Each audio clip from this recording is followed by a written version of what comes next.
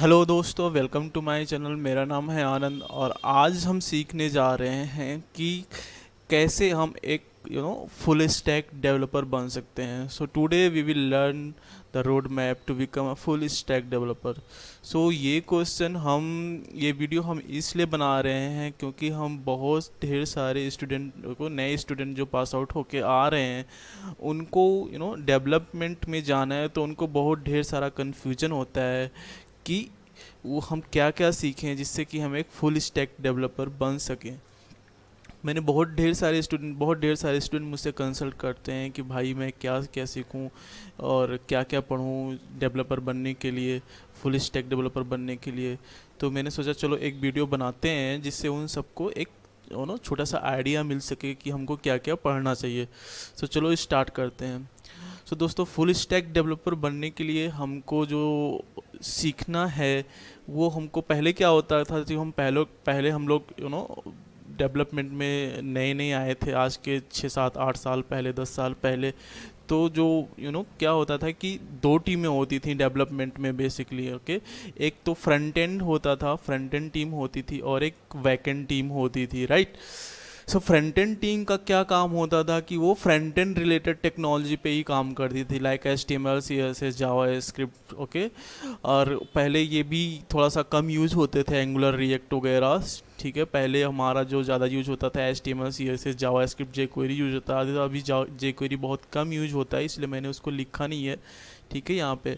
और एक टीम होती थी, बैकएंड टीम होती थी, जो बैकएंड रिलेटेड टेक्नोलॉजीज पे यूज़ करती थी, सॉरी वर्क करती थी, जैसे कि जावा, C#.NET। ओके, एंड डेटाबेस पे उनका जो बैकएंड टीम का क्या काम होता है, रिस्पॉन्सिबिलिटी, कि वो बैकएंड टेक्नोलॉजी प्लस डेटाबेस पे काम करते थे, राइट।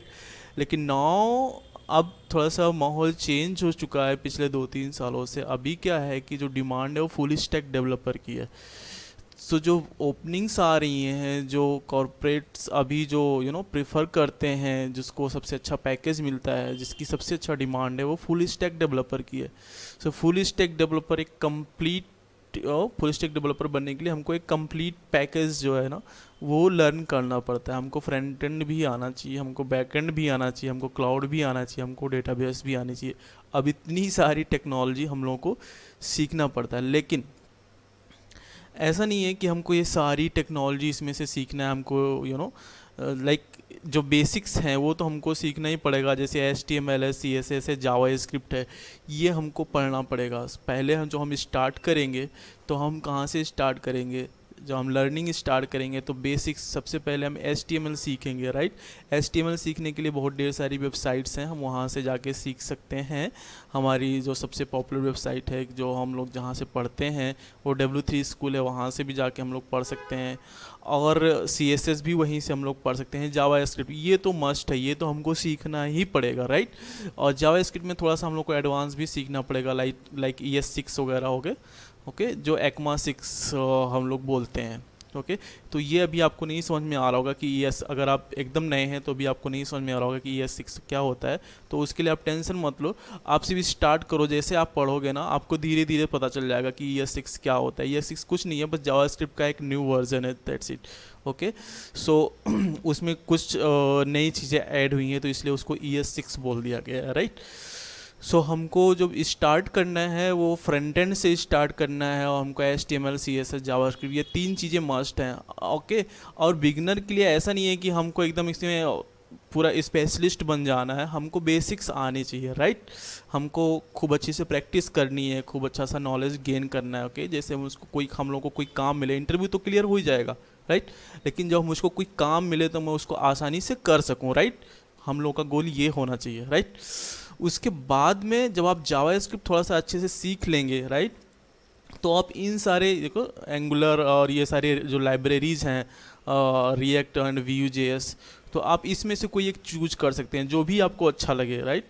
तो अभी जो हम लोग जो पढ़ते हैं, हम लोगों ने जिस पे काम किया वो एंगुलर पे भी काम किया और रिएक्ट पे भी काम किया, राइट। तो एंगुलर एक फ्रेमवर्क है और ये सारी लाइब्रेरीज हैं, राइट। सो आपको जो भी अच्छा लगे, आपको एंगुलर अगर इजी लग रहा है तो एंगुलर के भी प्रोजेक्ट बहुत हैं, और लेकिन अभी जो सब ज़्यादातर जो यूज होता है जो नए प्रोजेक्ट में, वो रिएक्ट ही यूज हो रहा है। ठीक है, तो आप रिएक्ट पे भी जा सकते हैं। ठीक है, इतनी चीज़ें अब हम जब फ्रेशर होते हैं, जो हम कॉलेज पास आउट होते हैं, तो ये ज़रूरी नहीं कि हमको ये आना ही चाहिए।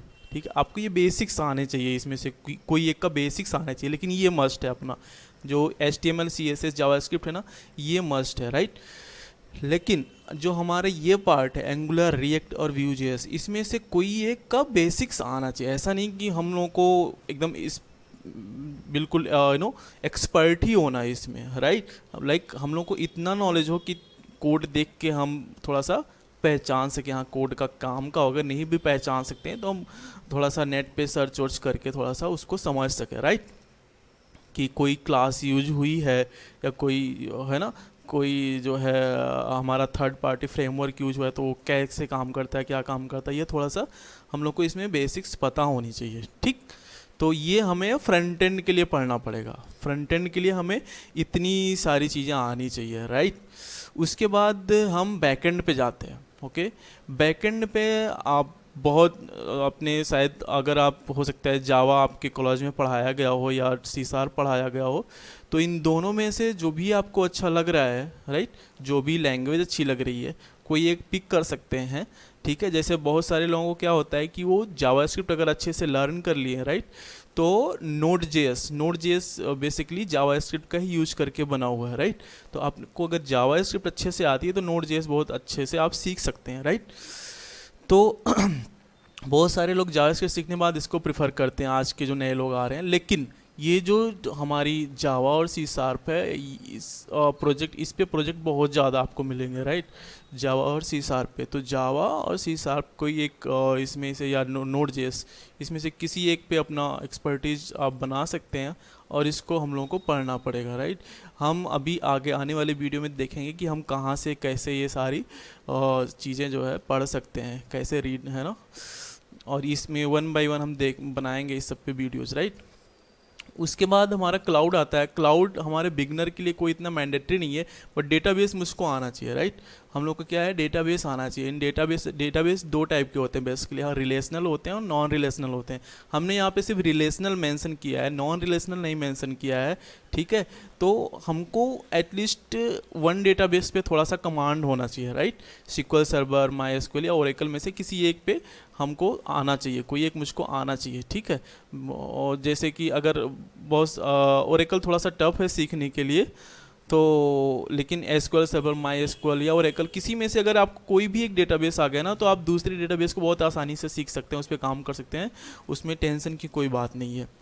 ठीक है, उसके बाद आ गया हमारा क्लाउड आ गया। क्लाउड अगर आपको आता है तो सही है, अगर आप बिगनर हैं, एकदम नए कॉलेज पास आउट हैं, या आपके कॉलेज में अगर कोई सर्टिफिकेशन कराया गया है इससे रिलेटेड, तो ठीक है। अदरवाइज कोई मैंडेटरी नहीं है बिगनर के लिए। ठीक है, once you have got your job, once you have selected in any company and start working, then you can depending upon the project, आपके प्रोजेक्ट में कौन सा क्लाउड टेक्नोलॉजी यूज हुई है, उस पर आप अपना एक्सपर्टीज बना सकते हैं, राइट। सो क्लाउड कोई उतना मैंडेटरी नहीं है, लेकिन अगर आपको आता है तो बहुत अच्छी बात है। तो हमें एक फुल स्टैक डेवलपर बनने के लिए अब हमको क्या क्या आना चाहिए, फ्रंट एंड आना चाहिए, बैक एंड क्लाउड डेटाबेस, सारी चीज़ें अभी आनी चाहिए, राइट। यहाँ पे जो नॉन रिलेशनल डेटाबेस है, मैंने क्या किया, अभी रिलेशनल डेटाबेस ही मेंशन करा हुआ है, SQL सर्वर, MySQL और ओरेकल। नॉन रिलेशनल डेटाबेस जैसे कि हमारा हो गया DynamoDB हो गया, राइट, MongoDB हो गया, राइट, हमने वो मेंशन नहीं किया हुआ यहाँ पे। ठीक है, तो हो सकता है अगर आप लोग पढ़ रहे होंगे नॉन रिलेशनल डेटाबेस तो सही है, वो भी अच्छी बात है। ठीक है, आजकल जो मर्न स्टैक वगैरह आ गया है ना, उसमें वो सब ज़्यादा यूज होते हैं। ठीक है, तो फुल स्टैक डेवलपर बनने के लिए हमको ये सारी चीज़ें आनी चाहिए। और आगे आने वाले वीडियो में अगर आपको कुछ और इसमें से कोई और चीज़ें जाननी है, कोई और चीज़ें सीखनी है, तो आप कमेंट करके बता सकते हैं, हम उस पर वीडियो बनाएंगे 1 बाय 1। अभी जो हम जिस पे हम लोग काम कर रहे हैं, हम जिस पे काम कर रहे हैं, हमारा एक्सपर्टीज़ जो है वो हमारा .NET में है, एजोर और AWS में है, और SQL और ओरेकल में है, और एंगुलर, रिएक्ट और ये बेसिक्स तो आनी ही चाहिए सबको, राइट। तो हम लोग अभी इस पे काम करते हैं, राइट। तो अभी आपको, अगर आप लोगों को कोई इसमें से कुछ सस्पेंस है, कुछ इसमें डाउट है, राइट, तो आप उस पे कमेंट करके पूछ सकते हैं, ठीक है। तो हम उस पे वीडियो बनाएंगे, ठीक है।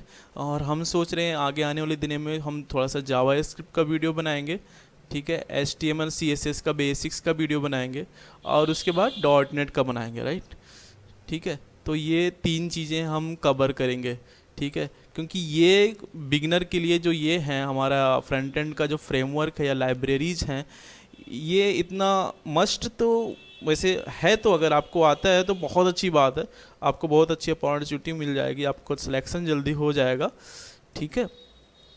तो ये बाद में हम थोड़ा सा बनाएंगे, लेकिन जो मैंडेटरी चीज़ें हैं HTML CSS जावास्क्रिप्ट कोई एक लैंग्वेज, ठीक है, इसका वीडियो हम बनाने को सोच रहे हैं आने आने वाले टाइम में, right. So this is all about to become a full stack developer. Thank you so much, thank you.